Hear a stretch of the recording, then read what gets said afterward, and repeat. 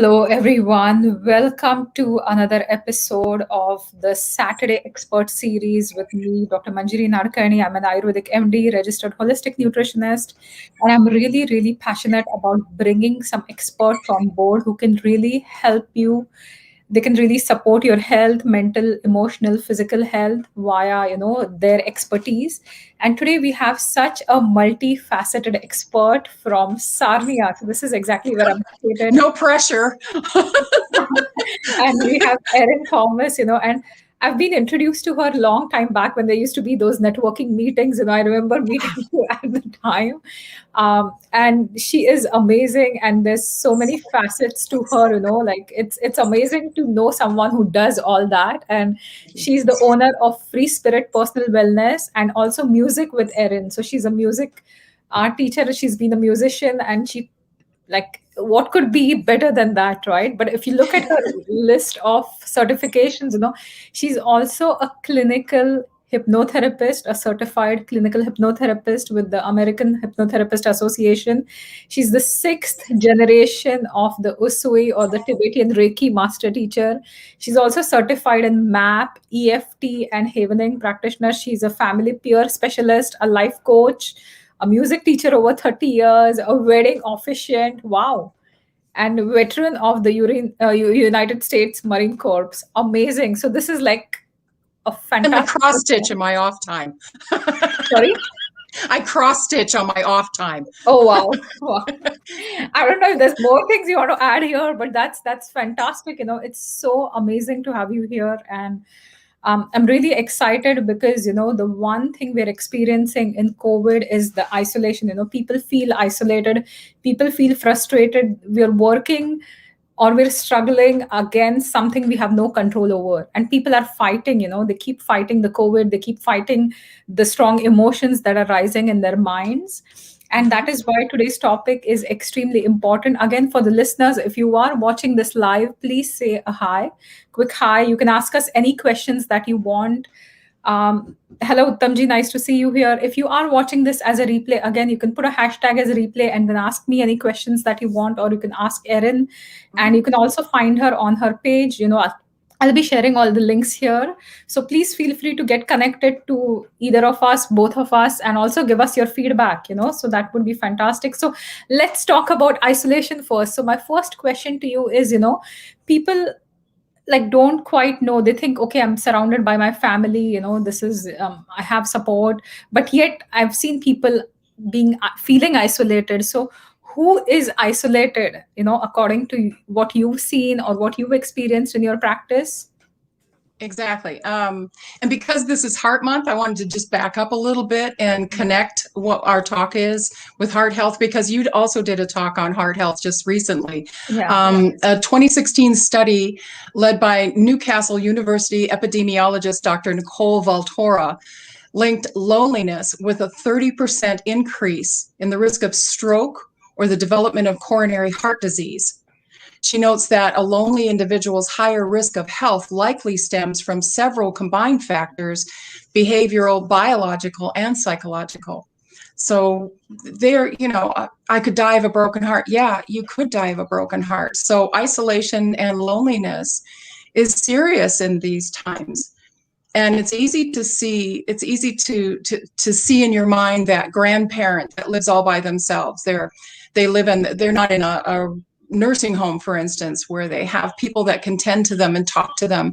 They're alone a lot of the time. And those are the easy ones. And we can say, well, I don't have anybody in my life like that. And you're blessed. That's a good thing. But we also have to see the isolators that hide in plain sight. For a lot of us, like first responders or people that feel they need to be responsible for somebody else. They don't want to look vulnerable. They don't want to look weak, because then they think that they're looked at like they can't do their job properly. Mm-hmm. Well, they're kind of right. But they kind of hide it, obviously, right? So these are the ones that hide in plain sight. And there are other people that, think they have it all together. They go to work and they communicate with people, but that's like a work conversation. they don't get into their feelings, or they're not making a human connection there very often. It's very superficial. And then they go home and they binge watch The Office for the 50th time and eat a tub of Ben & Jerry's. So I've heard. I mean, that couldn't possibly be me. So they blend, right? And probably I would say that nurses are the worst. I come from a whole family of them. I was going to be a nurse until I figured out all that wet stuff that they got to clean up. And I'm thinking, no, I'm not going to do that. So I'll be a musician instead. But I know nurses who are just becoming nurses and have been nurses for a long time, or nurses who are retired, I should say. And they all do the same thing. If I had a nickel for every time I heard a nurse say, I'm fine, I'd be a wealthy person right now. You can't BS a BSer, because I've lived with them. I've watched their markers, the tone of voice changes, the enthusiasm in their voice, the excitedness for them, even when they're in a situation that they're supposed to be like Christmas or something. You just notice that it's dialed down a little bit, right?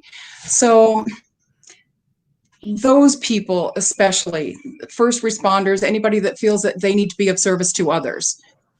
And I'm saying, of course, I'm not saying that these are the only people that are isolated and lonely, but certainly these are the types of people that can hide in plain sight. And another group that my heart certainly goes out to are children. Children self-isolate when they get overwhelmed. And in this world of so much information, I'm an old school mom, okay? I just know that the information that's being pumped onto our children, they can't handle it because they don't have a life's frame of reference to balance it against, right? All they hear is the information and the angst in the adult's life. They feel helpless because as a kid, there's nothing they can do about it. So I urge parents to please guard what you say in front of your children. And also watch them. Are they spending more time in their room alone? Are they zoning out on the television or their iPads? It's very important, especially for children, to learn those social skills and to learn how to express their feelings if they're feeling frustrated. And I can help with all of that. But that's where my heart lies. If you see a little person that's just not themselves, right? If they're off, if you feel a gut feeling, you're probably right. Mm-hmm. And here's an odd thing. People don't understand that animals can be isolated.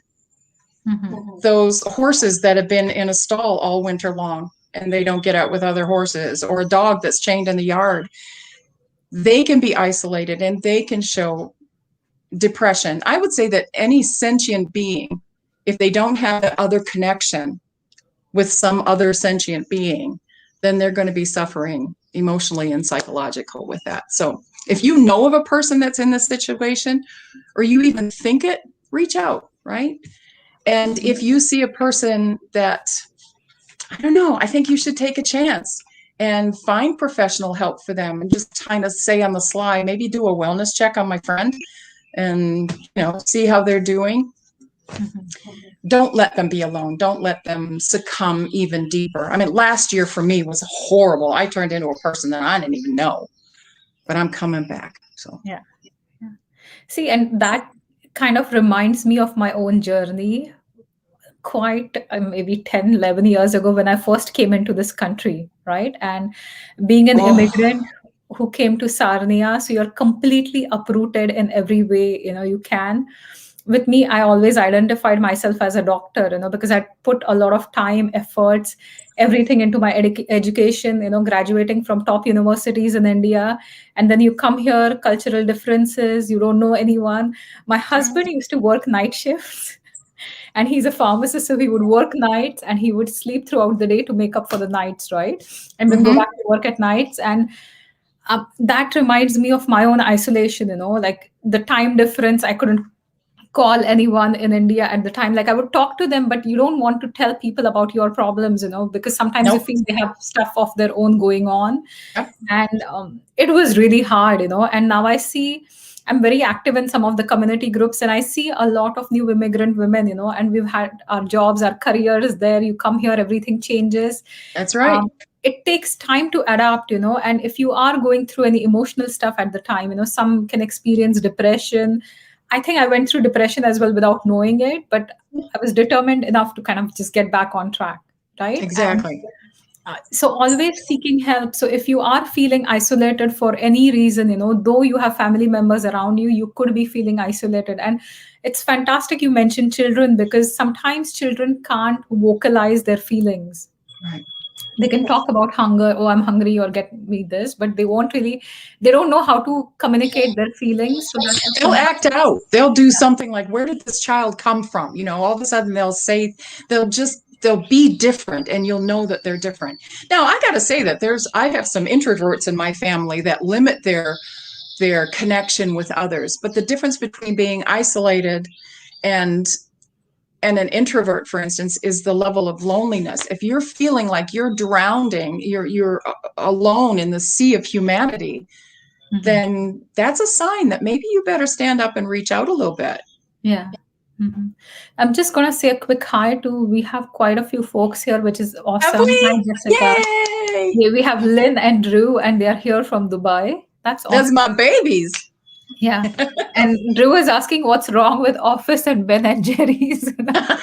It's why you use it. That's why. So Jessica says everything in moderation. That's perfect. And yeah, so Jessica says, children don't have any options right now than to seek a space or safe either. And yes, so thank you for all the comments. And most definitely, so these are things going on. I think we've all spiraled out a little bit last year. Jessica says she spiraled out last year as well. And it was hard, like I think for me, I went into fix mode, like the fixer mode, and I was live every single day. When the pandemic first hit, I was like, okay, I'm going to do lives. I'm going to help people, get some help. And then by the end of like 3 months or something, I think it started taking a toll on my own health, right?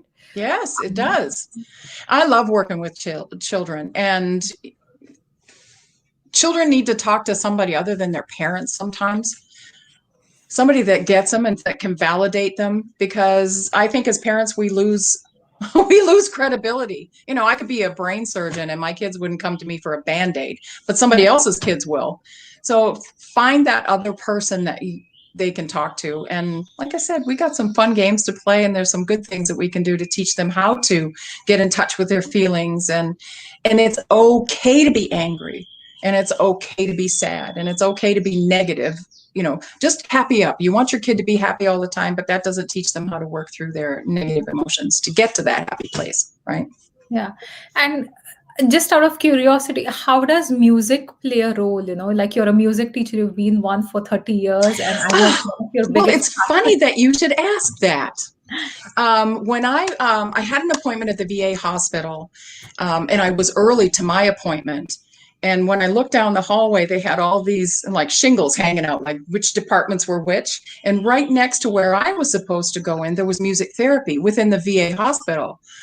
So I had a few moments. I walked in, and the administrator was there, and she was laying out papers for her next class. And we got talking about the effects of music. And she said, this is amazing. And I'm talking 10 years ago. She said that they actually found out that a person who plays music releases GABA in their brains. And the serotonin uptake. I mean, I can talk science all you want, but all I'm saying is you are self-medicating when you play music. When you perform music, there's something else that happens there. When you watch live music, something happens there, which is why we have to open up our art venues and our bars and our places where people can go and listen to live music, because it's medicine. And a long time ago, if you read about Atlantis, and whether you believe it was there or not, in Atlantis, the musicians were the physicians. And now we're finding out, and I could go on for this, we only got 45 minutes, but we're finding out now that certain tones blast cancer cells. Certain tones blast breast cancer. Certain tones blast other cancers, lung cancers and stuff. So we're coming into an age where our musicians are our physicians. And I bring music into my wellness practice, and I certainly bring my wellness practice into teaching the children. There's a whole lot that goes on besides scales and exercises, because the little people come to me, and a lot of them have been with me for years, right? So the first 5 to 10 minutes of their lesson is just telling me what a great day they had or what a bad day they had, right? And I just got to listen and validate them. No, this is amazing, because during the pandemic, like the first stage, there was a online concert, and Yeah, it had yeah. So there was an online concert set up by, I think, Krishna Das. So they're all into the Vedic chants and all, and I love Vedic chants, and it was just amazing. Like, I skipped visiting a friend because I was really happy just to sit home, listen to the music, and that totally shifted my energy. And exactly. and it can really help, with people having anxiety or just feeling helpless, or if you have too many emotions going on, strong emotions that you can't handle, music Mm-hmm. could definitely be your tool. What are some other strategies for someone who's struggling, and how can they start claiming their power back or reclaiming their power? Well, just like anything, acknowledge that you have an issue with this. Recognize and be honest with yourself that, yeah, man, this is not right. I feel yucky. I don't feel right. I have no motivation. Um, know the markers that make you not you. So honor it. Say, yes, I have a problem. My body is telling me that something needs to be addressed. My mind is telling me that something needs to be addressed.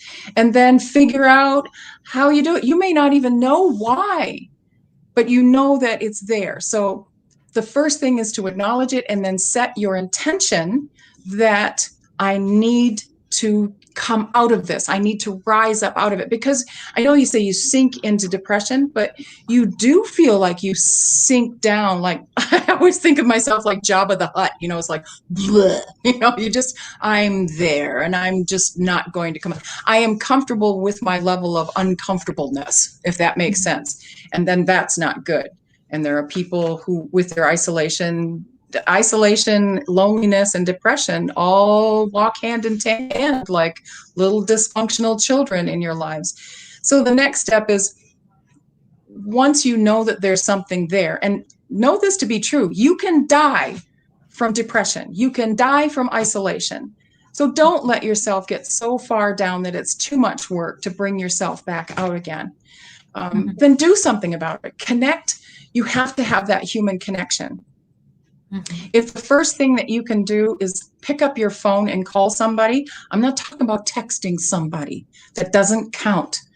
We got to get back to old school, pick up the phone and call them, and use your voice. Hear your voice come back at yourself. Hear their voice come back and validate you and say, oh, it's been such a long time since we talked. Even if it's to call and leave a message, you left your voice for that other person to hear, and they can get back to you. Find that one trusted person. And you may not even know this person. Maybe you do have to reach out to somebody. Maybe you are more comfortable reaching out to somebody that you don't know. But you need that human connection. And I'm not telling you anything that Google doesn't have a whole list of stuff. But I did notice when I Googled how to fight isolation, it was a lot of alone stuff, like, get jigsaw puzzles or whatever. It's more important than that. You have to have that human connection. People need to talk to each other. They need to touch each other and share mental things with each other, and intellectual things with each other. Force yourself to engage, and learn something new with a group of people. Yeah. And learn something, like, you have to go to this class and you have to be engaging in the class. Even if you're just sitting there and watching other people, it's a live class and you are there. And there'll be an opportunity for you to answer a question. And I'm talking about people who have been allowed themselves to really disconnect. And this might not have anything to do with you at this level, but you still need that human connection. You might join a book club where you have a responsibility to read a book and then show up and say what you thought of it. just getting your voice to work again. That's a very important thing. People don't talk to other people. And you know what? That's a thought. What about new moms? Do you remember when you were a new mom? And then you had baby things all the time, and people are talking baby things, and finally says, oh, your sister says, oh, let me take the baby and you go out with your friends and have a glass of wine or something. I found that I couldn't engage in adult conversation. I was working so hard to bring that level of intelligence back, so I wasn't cooing at my friends at the table or something. So that's a form of isolation that I hadn't thought about until right now too. If you need some low impact thing, you find something that you can be responsible for, like a plant, right? Mm-hmm. Or a fish or a turtle, something that relies on you to keep it alive that isn't a human, right? Start low like that. Something that makes you have a responsibility is a great place to start, I would say. Does that make sense when I say something like that? I love the idea of connecting with other people. So yeah. No, that's fantastic. There was a really nice comment by Drew who says you can only talk to the cat for so long before you start losing your mind, And we have some really nice comments. Jessica is here. Even Lynn says that, because she's a teacher and because the children were off school for over 8 months, when they started coming back to school, and their behavior has completely changed, and kids have had real struggle, even studying from home. It's a big struggle for the teachers as well, but also for the kids, it's been a real struggle. And as you say, like getting in touch with other humans is extremely important. When you talk about postpartum, postpartum depression is increasing now as there's no support, as Jessica says, it takes a village to raise a child, but now you're left with your child and there's absolutely no support. Your husband or partner might work to, make sure you're paying all the bills. And as a new mom, you're going to be completely isolated. So forming your own circles, finding your own friend groups, connecting. I often think, I'm so sorry. I often think that new parents should take a child development course so that they know the markers. We've gotten away from the village where, the grandmothers, the old people are right next door. Yeah. And they can go and say, what do I do when they have colic? What do I do in these things? They don't have that generational information a lot of times. Now, I'm not saying across the board, but in my line of work, I'm seeing that they don't have that. And you can buy 100 books, but each one of those books is going to contradict the next one, for instance, right? Yeah. So take a course. Learn about kids before you have them. You got to go to counseling before you get married, right? Most times. I think everybody should. Mm-hmm. Yeah. No, makes sense. Yeah. So what about kids, since we're talking about kids as well, how can they take their power back? Because with children, sometimes they can be in homes with parents, like they're not the decision makers in their home, right? So what are some small ways, or if there's a parent watching this, how can they encourage their kids, or are there some strategies they can try with their children to help the children communicate better or take their power back, express a little bit better? I would say first and foremost, I'll go back to that other one. Limit the information that they have. Okay. They're too young. Even I would say even 7th grade and under, you change how the amount of information that you give them. And I have friends that don't even say pandemic in their house or lockdown in their house. It's just that's what we have to do right now, because there are some people we want to keep them safe. And there's a way that you can soften your verbiage or limit information. Good grief. My kids came to me when they're little and they said, Mommy, where do babies come from? And I said, the hospital. Oh, and they walked away, because that's all they needed to hear right now. Later on, they'd come back and say, wait a minute. And, you could add a little bit more information. And it's kind of the same thing with this. The children are overwhelmed. So that being said, of course, if you're talking religion, they could pray, they could do, but mostly if you could have them just sit a minute and say to themselves, somehow to get across that just trust mommy and daddy and grandma and your teachers and the doctors, you just have fun. You don't have to worry about any of this. We're going to keep you safe. We're going to keep you healthy. We're going to have lots of fun. Keep it very light and upbeat so that that's where their boundaries are at that age. And then make it fun for them. You're going to have to go back to when you were a kid. And if you didn't have a good childhood when you were a kid, find somebody that did. This is your chance to be a kid all over again and try that jigsaw puzzle or try coloring. Get outside and put some skates on or be a kid again with them, I guess, and show them in your behavior that everything is okay for them. You're all right. And if there is somebody that's sick in their family, they can go to their quiet place, their sacred space. Think about that person and just paint a picture. Just pretend that you're sending love to that person. That's all you need to do. Just send love to that person. And that's your medicine. You're sending medicine to that person. That's an easy one to do right away. Yeah, no, that's really, wonderful. So you have so many of tools in your toolbox, I would say, being trained in so many different modalities, being multifaceted, blending music with a lot of your work when it comes to hypnosis or Reiki, energy healing, like there's so many things. So what are three of the most common tools that you use in your practice? And how are they beneficial to others, or how can they benefit somebody who's listening, us to get rid of this or find solutions for this isolation? I think that my first go-to one right now, because I can't believe how fast it is. It's the MAP, which is Making Anything Possible.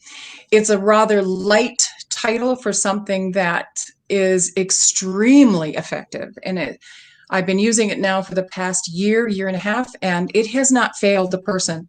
It's not me doing anything. I'm teaching you how to think differently and how to, that takes your power back right there.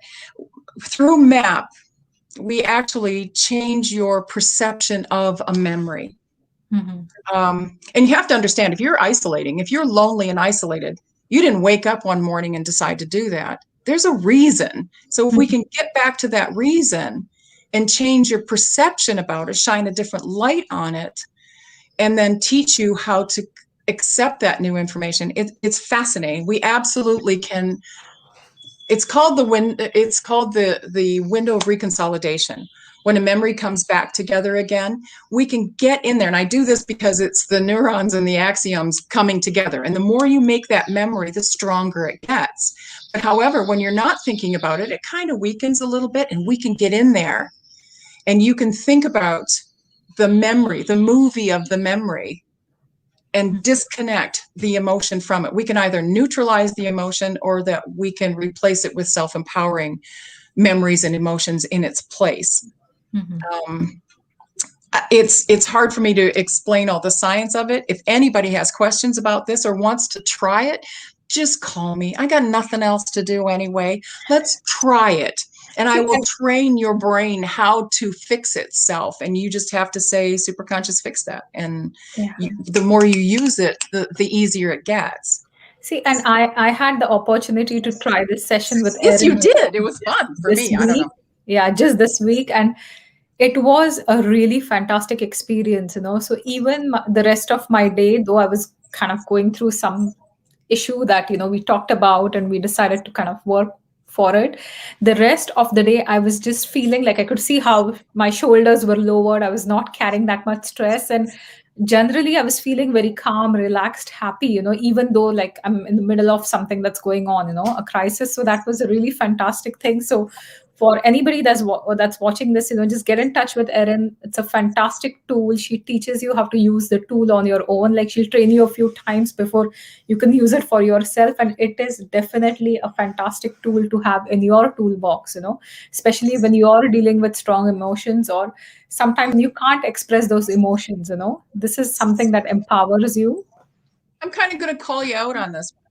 So the issue that we were dealing with It's kind of like an underlying current in your life all the time. Even when you're not thinking about it, Yeah, it's still there, ready to pop yeah, up, right? yeah, So did you notice that that underlying current was gone and that it just yeah, wasn't yeah. Like there was, in your body? You weren't carrying it ready to use it?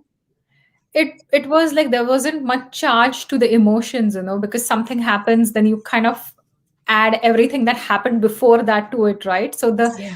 I wasn't like attaching everything from the past to what's happened, Yep. and like all the charge for, all the heavy emotions associated to what happened in the past. And so I could see the situation in a new light rather than attaching everything from past to it. So that was really fantastic, that was. Well, here's the cool thing about that. A lot of other therapies, and I will tell you that I am not a doctor. I cannot diagnose anything. I'm not going to prescribe anything. I'm a teacher, and I teach these different techniques, and I got a whole bunch of them. I mean, MAP is only one of them. But the best thing of what we do is you don't have to tell me anything. Usually, when you go into therapy, everybody's saying, oh, God, I got to rehash this thing for the 100th time. Well, Mhm. you don't. And I'm sure in some situations, I'm not downplaying CBT by any means, but in some situations, maybe a person just wants to come in and not talk about it. And you don't have to talk about it because your memory has it. Your subconscious has it. In our practice, we call it a superconscious. Your subconscious has been mapped to work at the speed of at least 93 supercomputers all working at the same time. That's the stuff that's going on in your head. And everything that you've done since in utero, and some Mhm. people will say from past lives, if you subscribe to that sort of thing, you bring that with you and you remember everything. And Mhm. there will be a part of you that is protecting you and is overworking. So we just need to calm that down a little bit. Mhm. I will tell this story so that everybody kind of gets an idea of how it works in your mind. And this MAP program was based on the works of Dr. Gary Flint and developed by Colette and her son Val Stryker, that as far as us being able to implement it. It's like your whole body is a classroom, Mhm. and your superconscious is the teacher in that classroom. And all the different parts of we're all made up of parts, and it's our perception of our environment, of our world at the moment that we're using it. Like, I don't have to remember right now a birthday party from when I was 10 years old. I'm dealing with things that are now for me. Mhm. So the teacher goes into the classroom and says to all of your parts, you know what, Erin's got this great idea. She doesn't want to eat ice cream anymore, and because that's going to make her feel good. I'm making this up. I'm totally making this up because I'm going to eat ice cream. But she goes into the classroom and she says, all the parts, isn't this a great idea? This is a fantastic idea. Is everybody on board? All the other kids go, yay, we're going to do this. Ooh, we're going to do this for Erin, except for that one or two kids in the corner and said, wait a minute. We like ice cream. We've been eating ice cream our entire lives. We don't want to stop doing that because that's the thing that makes Erin feel good. We do this thing. This is our specialty, to make Erin feel good with ice cream. Then the teacher, who was very loving and compassionate and empathetic, takes that little person out of the classroom and says, let's have a talk. What's important? Why does this bother you? Why don't you want to get on board with all the other kids? Because we've always done this. Erin needs us to do these things. Oh, and the teacher says, yes, I understand. But Erin needs you to find those other things that make Erin feel good.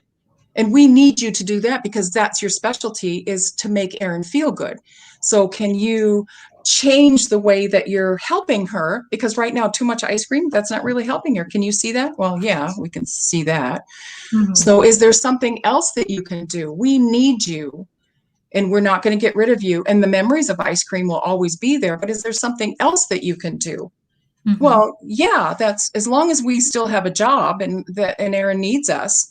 Fantastic. Are you ready now to go and join everybody else in the classroom that wants to make Erin feel better?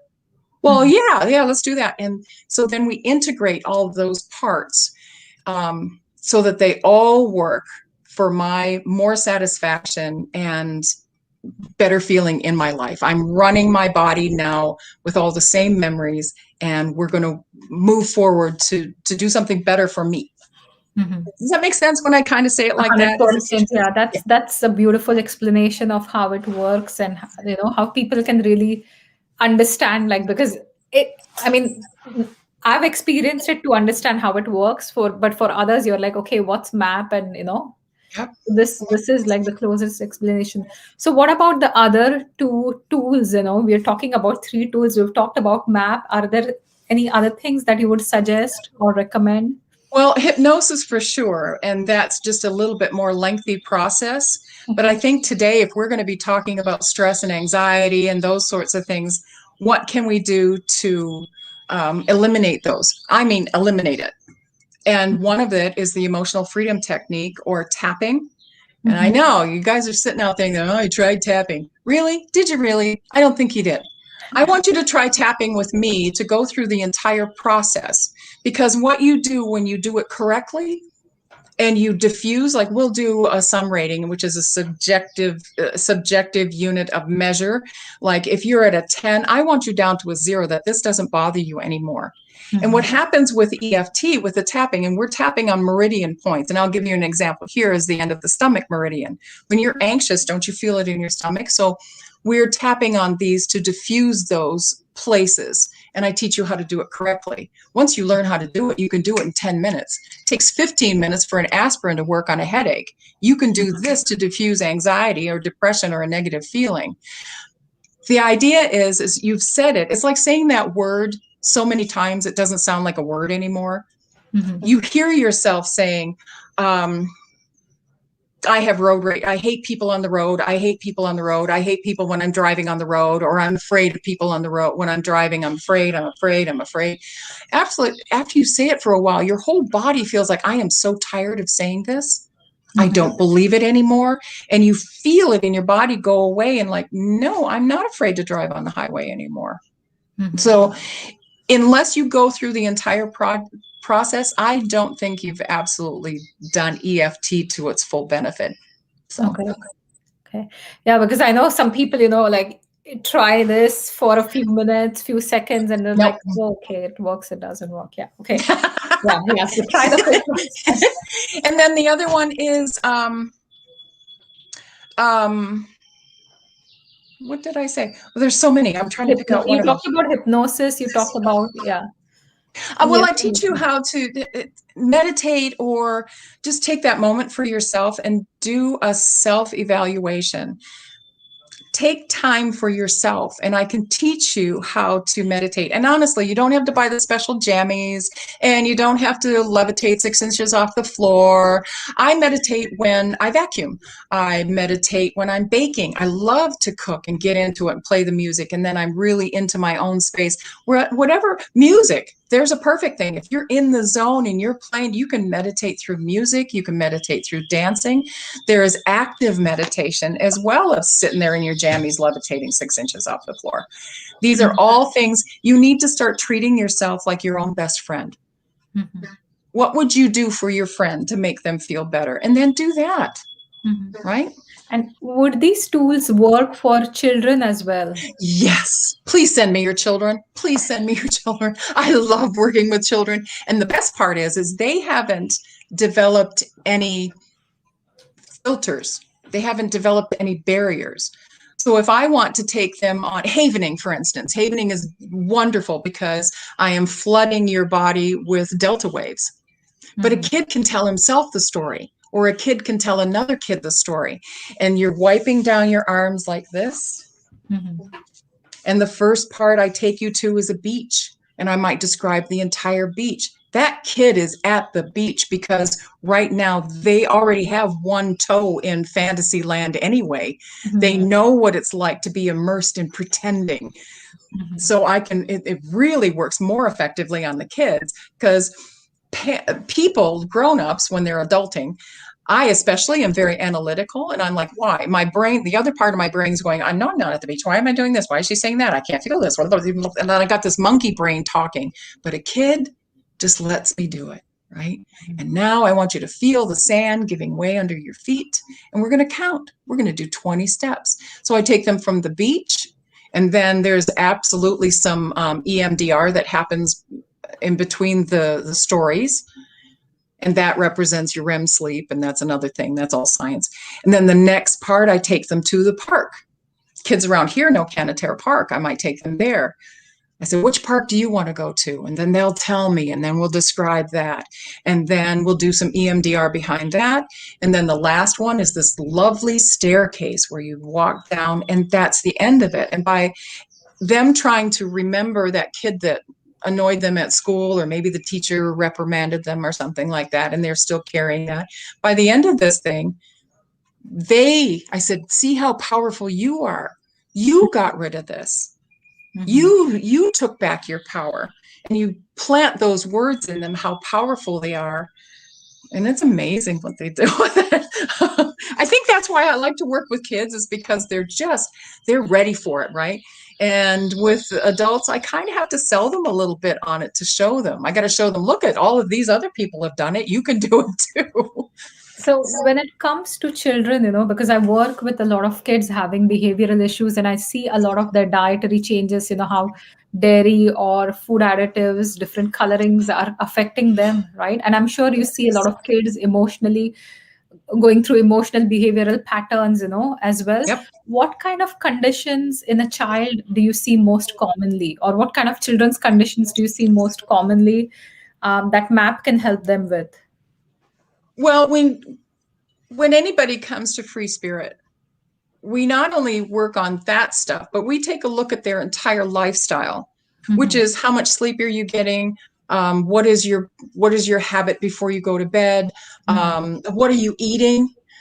And also know that when you're highly stressed, your chemistry changes in your body.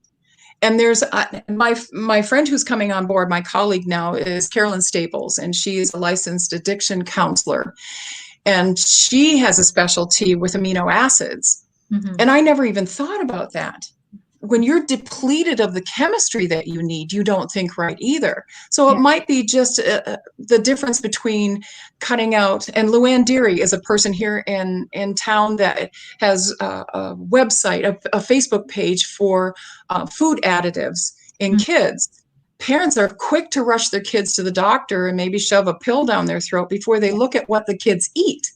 And food dyes are terrible. They're in everything. The level of sugar is in everything. And then artificial sweeteners. That's the other thing. Not only are you getting the sweetener, the sugar sweetener, but you're also getting artificial sweeteners, which aren't good. So those three things, if you did an elimination diet on your kid first, and just even glutens or whatever, pick one thing and take it out of their diet for 3-4 days, I bet you're going to see a huge difference. And I would say start with food additives, food coloring. There is a day and night difference. Yeah, there is a day and night difference. If you change your diet, 100%. So I have one question. It's a very interesting question by Ayesha. And she's asking, what for a child who cries easily for each and everything? How do you deal with such children, or what can help them? If you cried easily at everything, would you not have some level of frustration inside of you? So what is it? And I don't know how old your child is. If your child is pre-verbal, teach them sign language, because they can understand, and their frustration is the fact that they cannot tell you what it is. But if you want help, or you want some milk, you want a drink, there's a lot of baby sign language that's so easy that will eliminate that stress entirely. But take a look at their diet too. We'd have to talk about how old the kid is and the whole thing that I just talked about. But I would start there. Yeah. And Ayesha, one thing you can do is, she said 5 years old. Then there's some frustration there. I would find out, what is it? Why can't we talk?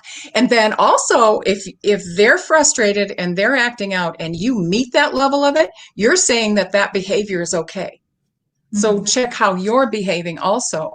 If they're anxious and upset, and then meet it with, how can I honor what you're feeling? Gosh, that must be awful. Empathize with that, and then diffuse it. Bring it back down to the place where maybe he needs to say something to you. And tell you what, why don't you go in your room, and when you're all calmed down, you come out. You're in charge of that. Whenever you're calmed down, you come back out, and then maybe we can have a talk about it. Because right now I can't help you if you're so upset. No, I can't talk to you right now. So if you go into your room, there's lots of things we can do. And that there's a lot of things I teach with parenting with love and logic that's like that too. And you do virtual sessions as well, right, Erin? So You if almost have to. We were just in orange, and now we're back in red again. Yes, all of these sessions can all be held online. Yeah. okay, perfect. So thank you so much. It was lovely chatting with you. This It's is 12:45. fun. I have to rush to my clinic, so that's all the time we have. But fantastic. And Aisha, please feel free to get in touch with Yes. Erin, right? Mhm. Anybody who's watching this live, just talk to her, just chat with her how she can help you, and then you can definitely book a session. But Sure. be open to, she can talk to you about different tools that you can develop, to cope with all the frustrations, all the emotions that are coming up with the pandemic, right? Because pandemic has been hard physically, 100%, but mentally, I think it's been hard for each and every one, right? Mm-hmm. It has. So are you going to post phone numbers and stuff like that? Do you And want me to post your website or the Free Facebook? Spirit Personal Wellness is on the Facebook page. My phone number is 519-328-5714. And Okay. let's set up an appointment Yeah. and see how we Just can give help. me 1 second. You'll have to repeat the phone number. I'm just going Oh, to post it in the comments. So, 519-328-5714. 14 is Thank you so much for this. There's a wealth of help here locally, which also translates online. We have got some fantastic practitioners yeah. and people who have all these different modalities. Try Yeah. something different and see if it fits. Yeah, and the one thing is, if you think you've tried, because that's where I come across a lot of clients, and I've tried this, I've tried that. But if you haven't find the solution, means you haven't tried the right thing, right? That's right. When it comes to emotional health, when it comes to mental health, often people are very hesitant. So, get rid of your own preconceived notions about it and reach out for that help. And 100%, you can discuss it with Erin. She can definitely guide you as to what's the best option for you, what are the best tools for you. And So if I can't help you, I'll find somebody who will. yeah, yeah. Yeah, no, that sounds great. Thank you once again. It was so lovely to talk to you. Thank you all for watching. Thanks, Drew. Thanks, Uttamji. Thank you, Love Ayesha. to Thanks, all. Lynn. Thanks, Jessica. So everyone who's watching this live, thanks, Lakshmi. Lake Michigan girl. Okay. So Lake Michigan girl. I was reading it as Lakshmi. Okay. Lake Michigan girl. Yeah. Thank you all so much for Lakshmi. watching this live and have a fantastic weekend. Bye-bye.